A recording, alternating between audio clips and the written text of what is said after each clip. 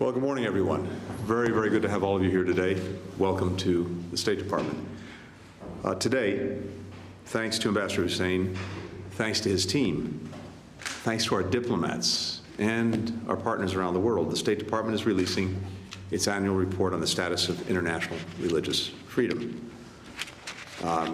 This is an important day for us every year, and no less so this year. This report advances our vision for a future where everyone is able to choose and practice their beliefs, including the right not to believe or ascribe to a faith. Respecting religious freedom reinforces other rights, like the right to speak freely, to assemble peacefully, the ability to participate in politics. Protecting this universal right empowers people to express themselves, to live up to their full potential, to contribute fully to their communities. Yet today, religious freedom is still not respected for millions of people around the world. Pew Research Center recently found that government restrictions on religion had reached their highest global level since tracking began back in 2007. Today, governments around the world continue to target individuals, shutter places of worship, forcibly displace communities, and imprison people because of their religious beliefs. Some countries place restrictions on wearing certain types of religious dress. Others enforce it. In some instances, governments are reaching beyond their own borders to target individuals because of their faith and their advocacy for religious freedom. In every region, people continue to face religious-based violence, religious-based discrimination, both from governments and their fellow citizens. They may be shut out of schools, denied jobs, harassed, beaten, or worse. Violent extremist groups also target people based on their faith, as we saw in the attacks last weekend on churches and a synagogue in Russia's Dagestan region, in which police, civilians, and a priest were killed. Since Hamas's horrific terrorist attack on Israel on October 7th and the subsequent conflict in Gaza, both anti-Semitism and Islamophobia have increased significantly across the globe. Here in the United States, reports of hate crimes and other incidents targeting both Muslims and Jews have gone up dramatically. The Department's report tracks these kinds of threats to religious freedom in almost 200 countries. For example, blasphemy laws in Pakistan help foster a climate of intolerance and hatred that can lead to vigilantism and mob violence. In Hungary, officials continue to use anti-Semitic tropes and anti-Muslim rhetoric, and they penalize members of religious groups who criticize the government. 9 other European nations have laws that effectively ban some forms of religious clothing in public spaces. In India, we see a concerning increase in anti-conversion laws, hate speech, demolitions of homes and places of worship for members of minority faith communities. At the same time, people around the world are also working hard to protect religious freedom. We see that in the religious leaders advocating across the globe on behalf of the Baha'is who are being suppressed and persecuted in Iran and across the Middle East. In activists like Rushan Abbas, who's raising awareness about the genocide and crimes against humanity that China is committing against the predominantly Muslim Uyghurs in Xinjiang. Countless civil society leaders are also pushing back against hate, like Tali Nates in South Africa, who is sharing the story of her Jewish family members who survived the Holocaust, working with young people to challenge anti-Semitism, racism, xenophobia. Like Farid Ahmed, whose wife, Husna, was among the people murdered 5 years ago in the mosque attacks in Christchurch, and has since dedicated himself to understanding between faith communities in New Zealand. These are just 2 examples, but they are not alone. One of the things this report documents is the countries that are taking important steps to defend and promote religious freedom. Last November, Czechia brought officials, practitioners, faith and civil society leaders from some 60 countries to share ways to push back against authoritarian governments that are cracking down on religious freedom. Saudi Arabia continues to remove exclusionary and hateful language against religious minorities from its public school textbooks, introducing new editions that promote peace and tolerance. In Germany, authorities are working with survivors to prosecute ISIS fighters who carried out genocide and atrocities against Yazidis, Christians, Shia Muslims, and other religious minorities in both Iraq and in Syria. The United States will continue to stand with our partners and work to advance religious freedom across the globe. Since 2021, we've dedicated more than $100 million to this effort. We've supported initiatives to prevent religious-based violence. We've provided legal assistance to people who are facing religious persecution. We've trained thousands of human rights defenders who are helping to document abuses. We've also contributed hundreds of millions of dollars in humanitarian aid to support those fleeing religious repression. Over generations, our nation has welcomed hundreds of thousands of refugees facing religious persecution. We work relentlessly to secure the release of people in prison for exercising their right to religious freedom around the globe. Just over the last year alone, 47 of those prisoners were freed and will continue advocating for the many who remain unjustly detained. We've also recently launched a new initiative to train diplomats, train officials from other countries who are advocating for religious freedom. We will stay focused on protecting religious freedom, freedom of religion, freedom of belief, everywhere it needs protection. Ultimately, this work is about protecting an essential part of what it means to be human, the ability to explore something bigger than ourselves, to decide on our own what we believe or don't believe without fear of repression. The right to choose what we believe also allows us to learn from those who are different than us and celebrate all that we have in common. As the religious scholar Euston Smith put it, and I quote, "If we take the world's enduring religions at their best, we discover the distilled wisdom of the human race." So many of the people in this room have dedicated themselves to lifting up that shared wisdom, defending the many faiths that contribute to it, protecting the ability of people around the world to choose what role, if any, religion plays in their lives. So I want to end by thanking you, by expressing gratitude for everything that you do every day. And what we know is this: in this effort to defend, to protect religious freedom, to advance it, we're all in this together. And the partnerships that we have with so many of you, those are a great source of strength in making sure that we're effective in doing the work that each of us is dedicated to. So thank you for your presence here today. And now, with that, let me turn it over to our extraordinary ambassador, Rashad Hussain. Rashad, over to you.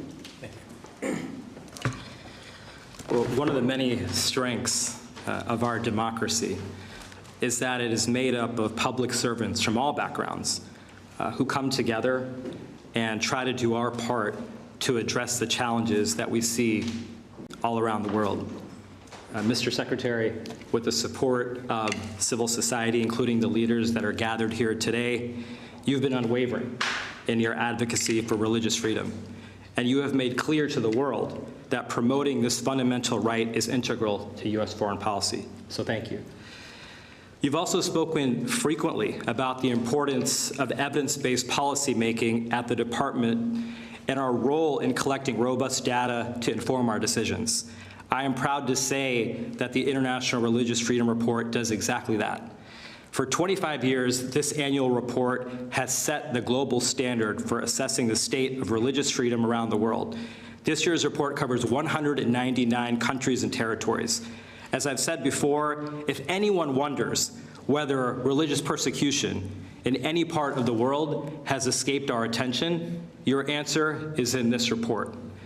In this report's pages are the stories of thousands of individuals who are in each way trying to live according to their own conscience.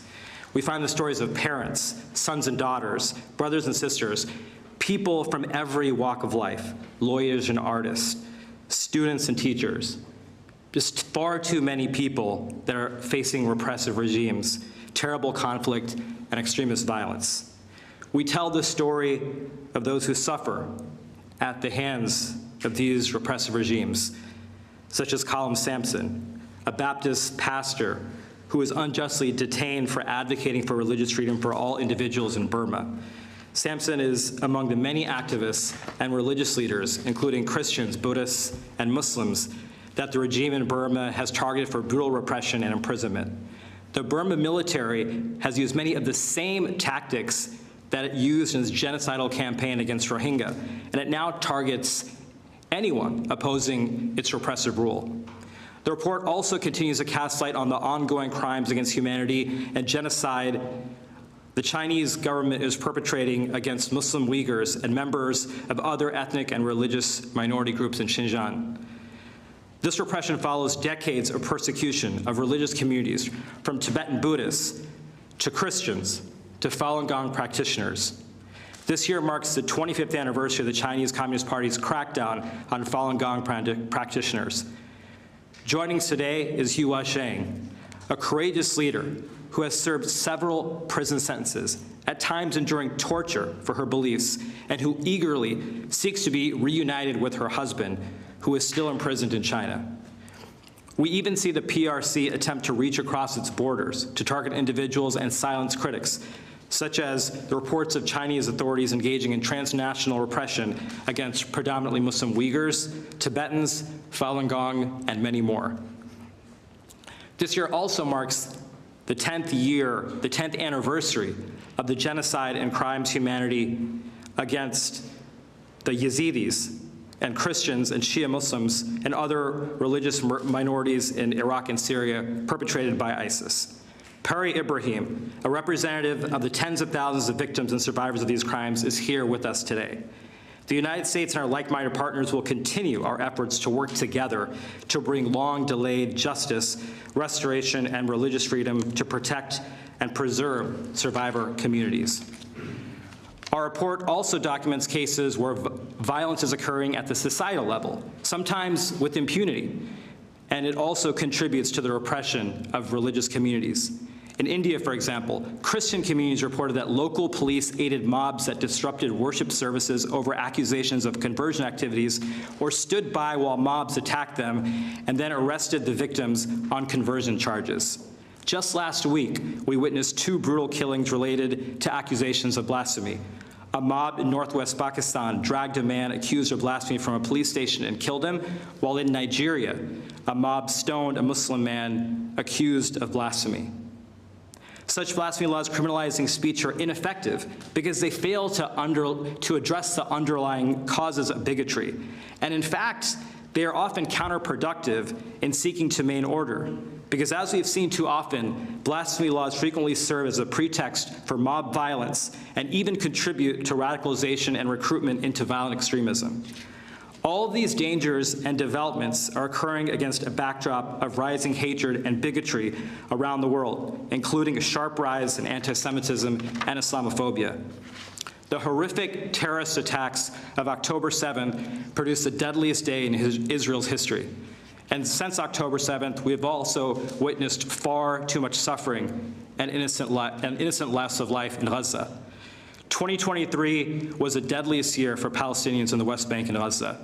While we remain hopeful for a lasting ceasefire, a sustainable ceasefire must not be the condition for protecting civilians' houses of worship, including churches and mosques and other civilian objects, and providing humanitarian aid to those in need.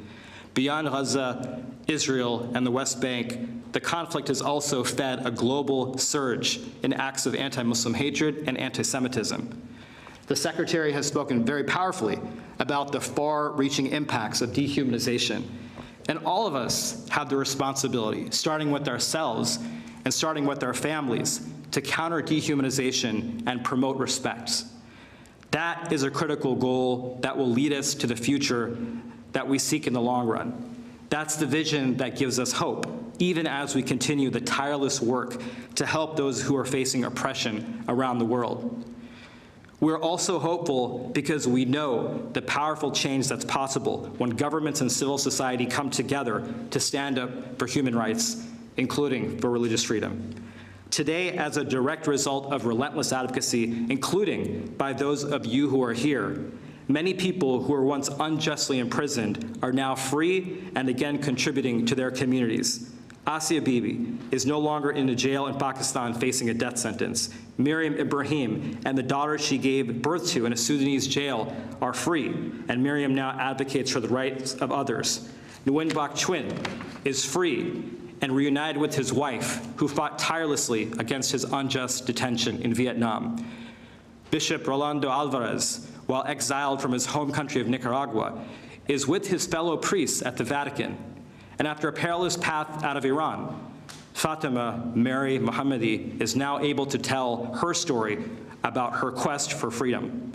More than 60 members of the Shenzhen Holy Reformed Church, who I welcomed upon their joyful arrival to the United States, can spend their Sunday mornings together in safety and not hiding from PRC authorities. That's what this work is all about, and that's why it is so important for this report to cast light on all those who are facing religious persecution around the world. I encourage everyone to take some time to take a look at it, to learn more about the people and the human lives that it describes, and to consider how each of us can contribute to the work of ending dehumanization and making religious freedom a reality for everyone. Thank you so much.